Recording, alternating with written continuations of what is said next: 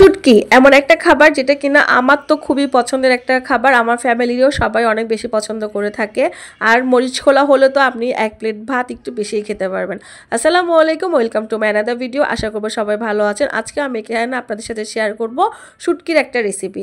এই জন্য এখানে আমি নিয়ে নিয়েছি ফাইস্টার শুটকি অথবা বাঁশপাতা শুটকি, তারপরে পেঁয়াজ রসুন আর নিয়ে নিয়েছি ঝাল ঝাল লাল লাল মরিচ।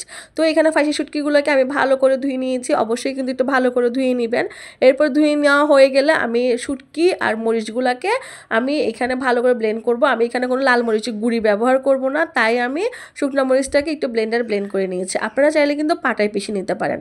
মরিচ বাড়াটা দিলে একটু আপনার রেসিপিটা আরও বেশি ভালো হবে।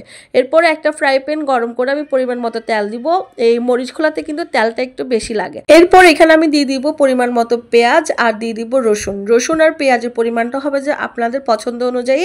আপনারা শুটকিটা একটু বেশি দিবেন, আপনার পেঁয়াজ রসুনটা আপনি ইচ্ছা করলে বেশি দিতে পারেন। সো এখানে আমি এগুলো দিয়ে তারপর এটাকে আমি ভালো করে একটু ভাজা করে নিব।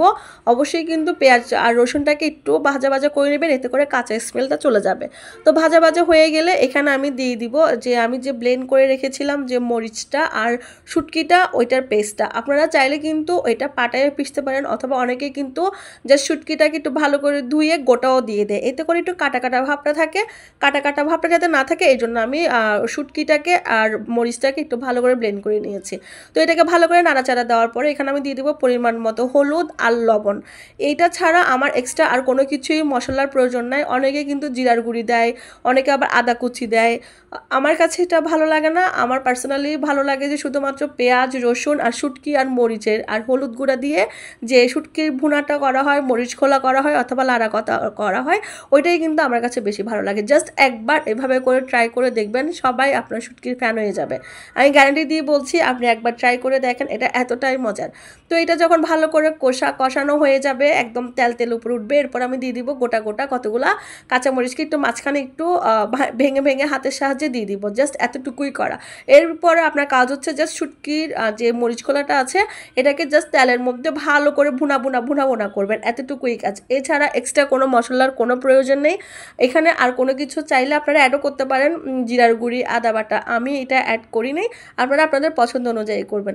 সবার রেসিপি তো আর একরকম হয় না, সবার রান্নাও আর সমান হয় না। আমি এইভাবেই করি, আমার ফ্যামিলির সবাই এইভাবেই পছন্দ করে। আর আমার নিজের পার্সোনালিও এই শুটকির ভুনাটা কিন্তু খুবই বেশি মজা। এটাকে কিন্তু আমাদের কিশোরগঞ্জের ভাষায় এটাকে শুটকির লাড়া বলে, আবার অনেকে এটাকে মরিচ খোলা বলে, শুটকির ভুনা বলে। এইভাবে জাস্ট একবার ট্রাই করে দেখবেন, আপনার প্লেটের ভাত আমি গ্যারান্টি দিয়ে বলছি একদম শেষ হয়ে যাবে।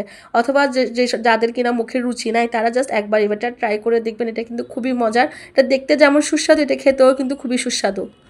যে শুটকিটা আমি ইউজ করেছি সেটাকে অনেকে কিন্তু আবার বাঁশপাতা শুটকিও বলে, এটাকে আমরা ফাইসা শুটকি বলে থাকি। এই শুটকিটা কিন্তু অতটা দাম না, জাস্ট একটু লিমিটেশনের মধ্যে থাকে। আর যারা কিনা মানে মুখে রুচি নাই, এরপর হচ্ছে যে অনেকদিন ধরে ভাত খেতে পারে না, এটা জাস্ট একবার ট্রাই করে দেখবেন, এটা কিন্তু খুবই মজা। তো আশা করবো আজকের ভিডিওটা আপনারা পছন্দ করবেন। কেমন হয়েছে অবশ্যই ভিডিওটা জানাবেন, আমাকে ভালোবাসা দিয়ে আমার পাশে থাকবেন। আসসালামু আলাইকুম।